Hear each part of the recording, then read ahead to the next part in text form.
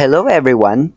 Welcome sa The Learning Launch Podcast, ang podcast kung saan pinag-uusapan natin ang mga trending at importanteng topics tungkol sa education, technology, at students' life.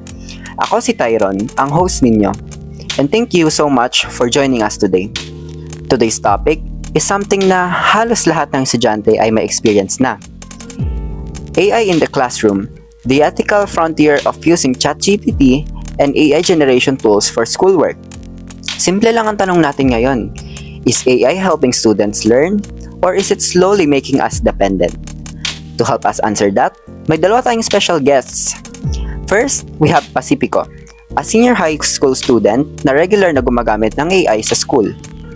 Hi everyone! Thank you sa invitation pala. Excited na ako ma-share yung experience ko bilang student na gumagamit ng AI almost week. Thank you for that, Pacifico. And of course, kasama rin natin si Dr. Erin, an AI expert and educational advisor. Hello everyone! Thank you for inviting me.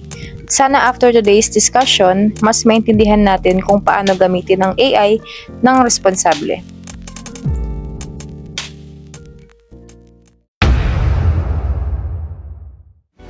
Pacifico, let's start with a simple question. Kailan ka unang gumamit ng ChatGPT? Actually, last year lang kasi may research kami noon. Sabi ng classmate ko, try mo yung ChatGPT, mabilis mag-response. So na-curious ako kaya sinubukan ko na rin. Noong una, ginagamit ko lang siya bilang mag-explain ng mga lesson. Eventually, ginamit ko na rin siya pagiging brainstorming. Paggagawa ng outlines at pag-check na rin ng mga grammars. Okay, so let's be honest, Pacifico. Nakapag-copy-paste ka na ba ng sagot mo galing AI? Sa totoo lang, oo. Siguro maraming estudyante ang makaka-relate dito. Pero habang tumatagal, nare-realize ko na wala pala akong natutunan pag nagpapasa lang ako sa assignment ko sa AI. Kaya ngayon, ginagamit ko na lang siya bilang guide. Thank you for that wonderful answer po, Pacifico. Dr. Erin, maraming teachers ang nagsasabing dahil sa AI, nagiging tamad daw ang students. Agree po ba kayo? Not really actually. Ang AI ay dapat tool lang. Parang calculator, parang Google, parang dictionary. Hindi naman naging dahilan ng calculator, di ba? Para mawala ang math. Hindi rin naman pinatay ng Google ang pagbabasa ng libro. Ganon din dapat ang AI. Hindi AI ang problema. Ang problema ay kung paano mo ito ginagamit. Oh, so hindi talaga masama ang paggamit ng AI. Exactly. Kapag ginagamit mo ang AI para maintindihan ng lessons, very good. At kapag ginagamit mo rin ang AI para mag-practice, very good also. Pero kapag AI ang gumawa ng buong assignment mo, doon siya nagiging unethical.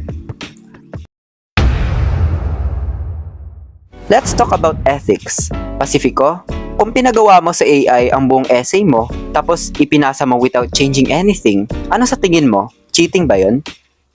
Of course, yes. Kasi hindi na natin siya sariling gawa. Pwede sigurong humingi ng idea, pwedeng magpatulong sa grammar, pero kung buong essay, parang hindi na siya learning. Thank you for that respond. How about you, Dr. Erin?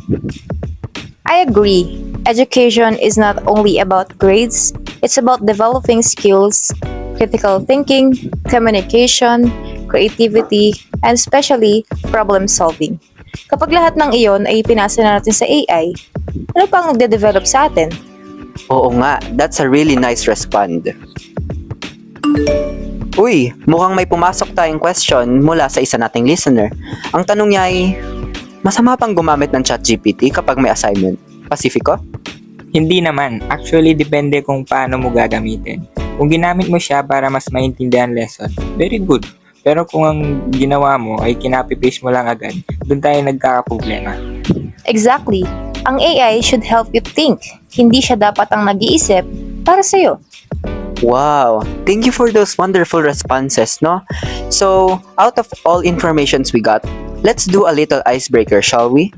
Before we start, let's do a little commercial break. Dati, ang tawag nila sa akin. Siyang boy! Ito mga bote, oh! Salamat po. Ngayon, Uy, Graduate na! Salamat po! Hindi madali, pero kinaya. Siyempre sa tulong ng tibay na bigay ni nanay. Tibay ng Bear Brand. Na ngayon, mas pinatibay. New Bear Brand Fortified Powdered Milk Drink. Meron itong more zinc versus previous formulation. Tulong laban sa sakit. At calcium, tulong sa paglaki. With 3 balanced meals. Meron pa ring iron at 100% vitamin C base sa Reni. JV Kalayag po. Junk shop boy noon. Engineering graduate ngayon. Pexman, true story po. Bear Brand. Patunay na sa tibay, may tagumpay. New Bear Brand Fortified Powdered Milk Drink is not suitable for infant feeding and is not a breast milk substitute. Tingnan nyo oh, puti ito. Mas puti ito. Mas puti ito, mas puti ito, mas puti ito.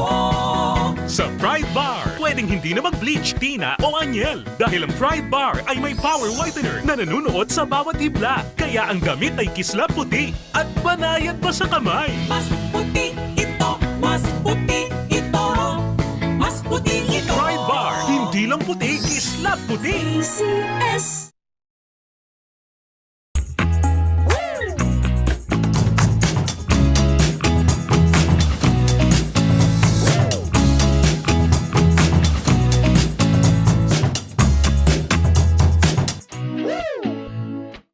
Welcome sa the Learning Lunch Podcast. We are back and we are going to do a little icebreaker.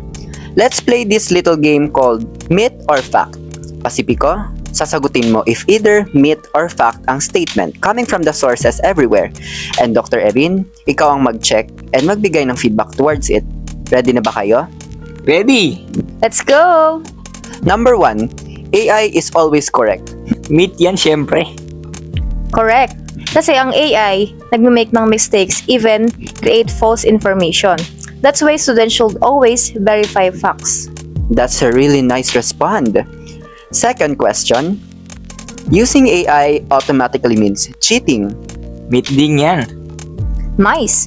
Correct again. Using AI is not cheating. Misusing AI is. Yes, that's a really great information, no? Last one, AI can completely replace teachers.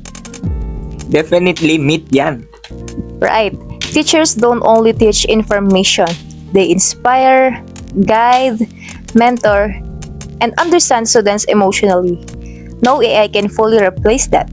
That's a really wonderful answers, no? Thank you so much. Before we end, I'd like both of you to give one advice sa ating listeners. Pacifico? Sa kapwa ko estudyante, use AI wisely. Hindi shortcut ang AI. Study partner siya. Mas fulfilling pa rin kapag ikaw mismo ang nakakaintindi ng lesson. Thank you for that, Pacifico. How about you, Dr. Erin? Technology will continue to evolve. AI will become even more powerful in the future. Your honesty, your curiosity, and your willingness to learn. Those are things no AI can replace. Thank you for that wonderful response too. Ang dami na pala nating napag-usapan today. At sa huli, hindi talaga masama ang paggamit ng AI. Hindi rin ito ang magic solution sa lahat ng school problems natin. Isa lamang itong tool as Dr. Erin mentioned. At tulad ng kahit anong tool, nasa gumagamit pa rin kung magiging mabuti ba o masama ang epekto nito sa kanya. So the next time you open ChatGPT, ask yourself, am I using this to learn or am I using this to avoid learning? Maraming salamat kina Pacifico at Dr. Erin for joining us today. Thank you guys! Thank you. It was a pleasure to be here with you guys. And thank you sa lahat ng ating listeners. This has been the Learning Launch Podcast. I'm Tyron, reminding everyone to use AI to improve your mind, not to replace it. See you on our next episode.